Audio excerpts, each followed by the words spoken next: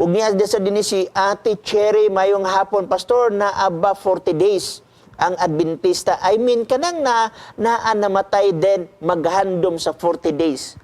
Igsoon, wala ta na. Kaya wala man sa Biblia. Na ay, kanang kung gibatasan o nahimong tradition igsoon, nahimo na ni Jesus Christ kaniadto, pero dili ingon nga to asas lubnganan.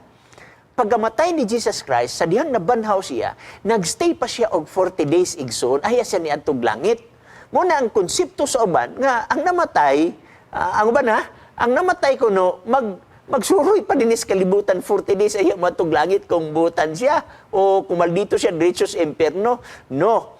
Ang 40 days nga gisgutan sa Biblia, mao na ang gitawag nato nga sa dihang musa ka siya sa langit, iyang kung ako ay paterm gitawag na to removal, wa makapasal ang apostoles kay nganuan sa panahon ni Jesus Christ. Wala gid sila dito ba? Naglantaw-lantaw, naglantaw sa layo, pero wa gid into nga dukot gyud. Pedro iya pag yung gilimod. Muna nga si Jesus Christ nagstay pag 40 days aron iya pasabot niya ang tanan nga mga butang.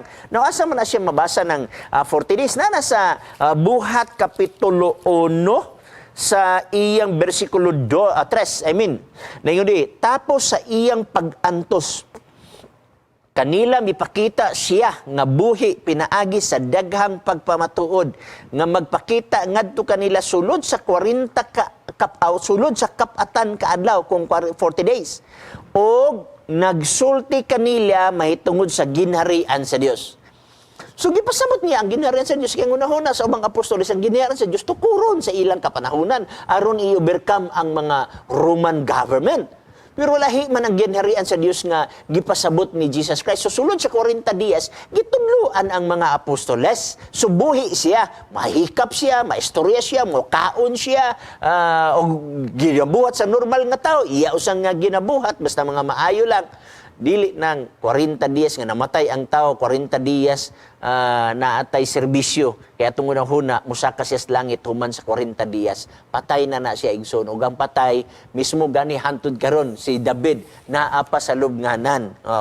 Wala na siya 40 dias niya kanang gisgutan sa Buhat igsoon nga si David naapa din sa lubnganan na sa Buhat kapitulo 2. Okay?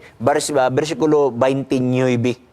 Mga igsoon, masaligon ako, magasulti kaninyo, mahitungod kang David nga patriarka nga siya namatay o gilubong, o ang iyang lubong nagapabilin pa man gani kanato hangtod niining adlaw karon. So naa si David, no? Wala niya tug langit, wala niya tug impierno, naghulat sa pagbalik ni Jesus Christ. Dengan salamat nimo ana, Ate Cherry.